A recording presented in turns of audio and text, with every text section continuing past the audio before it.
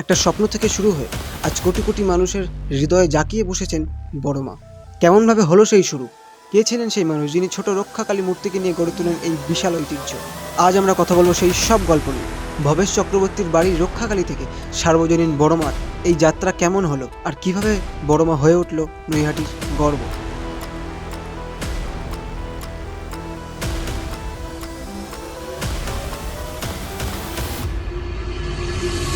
সালটা 1923। নৈহাটির বাসিন্দা স্বর্গীয় ভবেশ চক্রবর্তী ছিলেন একজন কালী সাধক, যিনি বৈষ্ণব দীক্ষিতায় দীক্ষিত ছিলেন। 21 বছর বয়স থেকেই তিনি তার বাড়িতেই রক্ষাকালী পুজো করতেন। পেশায় ছিলেন একজন জুট মিলের কর্মচারী এবং সমাজসেবক। তিনি একদিন 4 বন্ধু মিলে ঘুরতে গেলেন নবদ্বীপের রাসমেলায়। এখানে বলে রাখি, নবদ্বীপের রাসমেলাতে প্রচুর বড় বড় মাটির তৈরি প্রতিমা দিয়ে শোভাযাত্রা বের করা হতো, যেটা এখনও প্রচলিত। সেখানেই সেই বড় কালী মূর্তিকে দেখে ভবেশ চক্রবর্তীর মনে স্বাদ হয়েছিল সেও এরকম বড় মায়ের মূর্তি প্রতিমা তৈরি করে পুজো করবেন। রাজ থেকে বাড়ি আসার পর কিছুদিন পরেই তাকে মা স্বপ্নাদেশ দেন। স্বপ্নাদেশে ভবেশ চক্রবর্তীকে মা বলেছিলেন তাকে প্রতিষ্ঠা করার কথা রাস্তার 4 মাথার মোড়ে, যেখানে রক্ষাকালী পূজিত হন। নবদ্বীপের রাসমেলায় গিয়ে যেমন ভবেশ চক্রবর্তীর স্বাদ হয়েছিল, মাও তাকে সেরকম বলেছিলেন 22 ফুট উচ্চতায় নির্মিত করার কথা। কিন্তু তার আর্থিক অবস্থা অতটা ভালো না থাকায় সে প্রথমে কাউকে কিছু না বললেও পরে তার 4 বন্ধুকে কথাটি জানায়। তারা তখন ভবেশ চক্রবর্তীকে বলে, তুমি শুরু করো, আমরা আমাদের সাধ্যমতো তোমাকে সাহায্য করব। সেদিন থেকে আজ এই পূজার বয়স প্রায় 102 বছর। তার পদ্মপ্রতীক চোখকে নিয়ন্ত্রিত ক্রোধের প্রতিচ্ছবি বলে মনে করা হয়। দেবতাকে নৈবেদ্য নিবেদন করা ছাড়াও ভক্তরা তার আশীর্বাদ পাওয়ার জন্য দণ্ডি কাটেন। প্রতি বছর কালী পুজোর সময় 5 দিন ধরে ভবেশ চক্রবর্তী এবং তার পরিবারের দ্বারা প্রথম প্রতিষ্ঠিত ঐতিহ্য ও রীতি অনুসারে মাকে সাজানো হয় এবং পুজো করা হয়। চক্রবর্তীর ইচ্ছা অনুযায়ী আজও পূজা আয়োজনের জন্য স্থানীয়দের কাছ থেকে চাঁদা হিসেবে কোনো অর্থ সংগ্রহ করা হয় না। কমিটি ভক্তদের দেওয়া অর্থ নিয়েই পূজা অর্চনা পরিচালনা করেন। কালী পুজোর এই 5 দিন ধরে দেবীকে বিশেষ ভোগ নিবেদন করা হয়। বড় মাকে যে ভোগ নিবেদন করা হয় তা সর্বদা ভবেশ চক্রবর্তী উত্তরসূরিদের পরিবার থেকেই আসে। ভবেশ চক্রবর্তীর নিয়ম অনুসারে এখনও অবধি মাকে বরণ করে শুধু পুরুষরাই, কোনো মহিলারাই তাকে বরণ করেন না। প্রতি বছর মা কালীর 22 ফুট উচ্চতার প্রতিমা নির্মিত করা হয়, যার ভিত্তি স্থাপন করা হয় লক্ষ্মী পুজোর দিন খুঁটি পুজোর মাধ্যমে। 15 দিন ধরে নির্মিত হয় মায়ের প্রতিমা।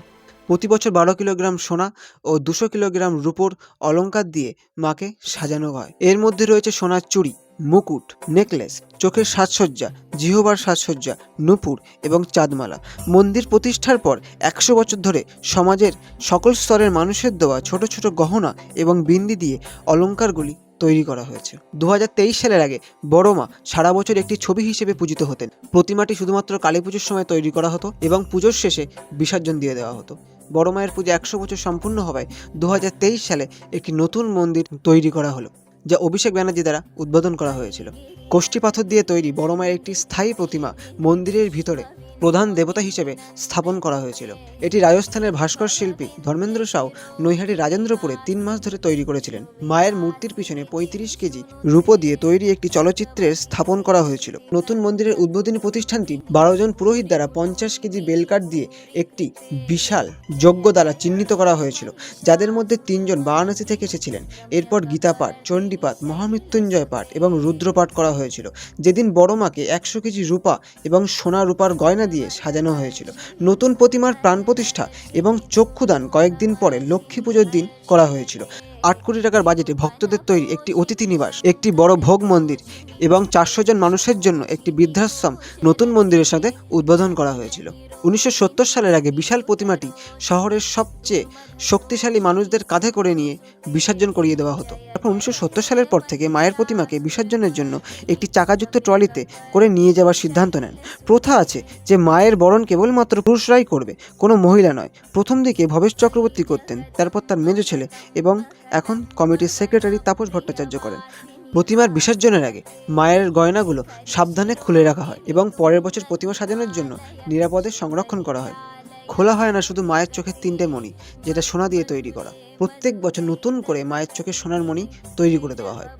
বিসর্জনের সময় প্রতিমাকে সাজানো হয় তার রাজবেশে। লক্ষাধিক টাকা মূল্যের বিশাল মালা দিয়ে সজ্জিত করানো হয় মাকে। এই মালাগুলি প্রধানত রক্ত লাল জবা দিয়ে তৈরি। এছাড়াও কিছু মালা জুঁই, হলুদ ও কমলা গাঁদা, গোলাপ, রজনীগন্ধা এবং চন্দ্রমল্লিকা দিয়ে তৈরি হয়, যা বিশেষ করে হাওড়ার মালাকারদের নিয়ে তৈরি করানো হয়। ধর্ম হোক যার যার, বড় মা সবার। মায়ের কাছে সবই সমান। জীবনে যে কোনো সমস্যা আসুক না কেন, একবার ভক্তি করে মাকে ডাকবেন, দেখবেন মা সব ঠিক করে দেবে।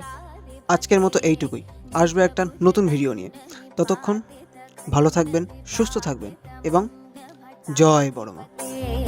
जय जय हे महिषासुरमर्दिनि रम्यकपर्दिनि शैलसुते